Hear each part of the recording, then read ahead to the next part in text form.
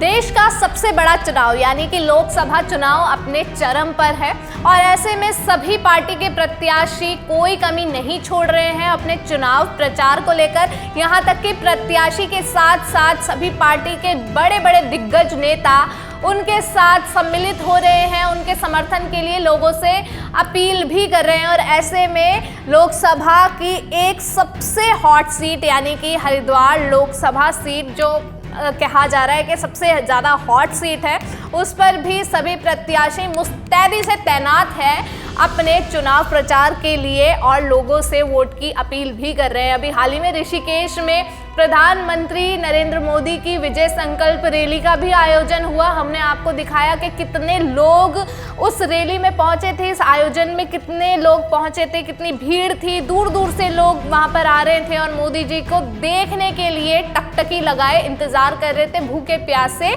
धूप में भी। और अब मोदी जी के आने के बाद आज यानी कि 13 अप्रैल को अखिल भारतीय राष्ट्रीय कांग्रेस की महासचिव प्रियंका गांधी रुड़की पहुंच रही हैं। जी हां, आपने बिल्कुल सही सुना। और रुड़की आने के बाद कांग्रेस के बड़े बड़े कार्यकर्ता भी वहां पर शामिल होंगे और कितने लोग वहां पर होंगे। रुड़की के डीएवी कॉलेज में ये पूरी विशाल जनसभा रखी गई है। अब कितने कार्यकर्ता और कितने लोग कांग्रेस के समर्थन में वहां पहुंचते हैं ये भी हम आपको दिखाएंगे। जब वहां पर हम आपको वहां की वीडियो कवरेज हम आपको दिखाएंगे तो वहां पे लोगों ने क्या कहा ये भी हम आपको बताएंगे। लेकिन अभी देखना ये होगा कि इस विशाल जनसभा में कितने लोग इकट्ठे होते हैं प्रियंका गांधी को सुनने के लिए। प्रियंका गांधी हरीश रावत के पुत्र और हरिद्वार लोकसभा सीट से कांग्रेस के प्रत्याशी वीरेंद्र रावत के समर्थन में जनता से वोट की अपील करने के लिए, उनका समर्थन करने के लिए यहाँ पहुँच रही हैं। और इसके अलावा एक और बड़ी खबर है कि बहुजन समाज पार्टी यानी कि बसपा की राष्ट्रीय अध्यक्ष बहन मायावती जी भी आज मंगलौर पहुंच रही हैं। मंगलौर के लिब्भा रेड्डी में उनकी एक विशाल जनसभा रहने वाली है और कहा ये भी अपील की जा रही है कि ज़्यादा से ज़्यादा लोग उस जनसभा में पहुंचे।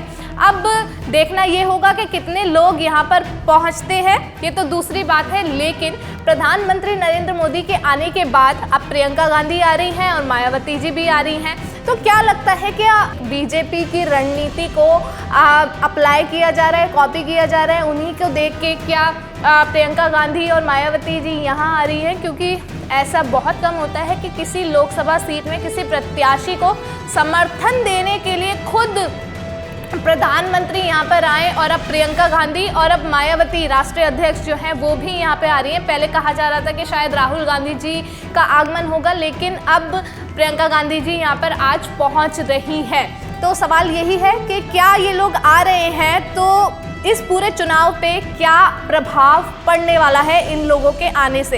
इसके अलावा कल यानी कि 14 अप्रैल को उत्तर प्रदेश के मुख्यमंत्री योगी आदित्यनाथ जी भी रुड़की पहुंच रहे हैं। रुड़की के नेहरू स्टेडियम में उनकी विशाल जनसभा रहने वाली है। तो ये हरिद्वार लोकसभा सीट इतनी हॉट सीट बन गई है कि पार्टी के प्रत्याशी के साथ साथ पार्टी के बड़े बड़े दिग्गज नेता इस हॉट सीट पे समर्थन पाने के लिए यहाँ पर सम्मिलित हो रहे हैं, जनसभा कर रहे हैं, रैली कर रहे हैं। आपको क्या लगता है इस पूरे सिनेरियो को देखकर कि इस चुनाव में क्या होने वाला है? क्या प्रधानमंत्री के आने के बाद बीजेपी का वोट शेयर बढ़ने वाला था और अब कांग्रेस की महासचिव प्रियंका गांधी आ रही हैं, उनके आने के बाद क्या कांग्रेस का वोट शेयर बढ़ने वाला है या मायावती जी आ रही हैं तो वो ज़्यादा वोट्स लेकर जाने वाली हैं? और चौथे हैं उमेश कुमार जी। उमेश कुमार जी ने हालांकि निर्दलीय प्रत्याशी हैं अभी तक, कौन आने वाला है, मतलब कौन आने वाला है उनके समर्थन के लिए, या वो किसी को बुलाते हैं या नहीं बुलाते हैं, या खुद इतने सक्षम हैं कि अपने ही चुनाव प्रचार से वो वोट इकट्ठा कर सकते हैं। जो भी है, आप क्या कुछ कहना चाहते हैं? क्या लगता है कि इस चुनाव में क्या आने वाला है? 19 अप्रैल को वोट डलेंगे, आधी बात तो तब सामने आ जाएगी और जब रिजल्ट आएगा तब तक का सभी को इंतज़ार रहेगा कि इस हरिद्वार लोकसभा सीट का ताज किसके सर पर सजने वाला है।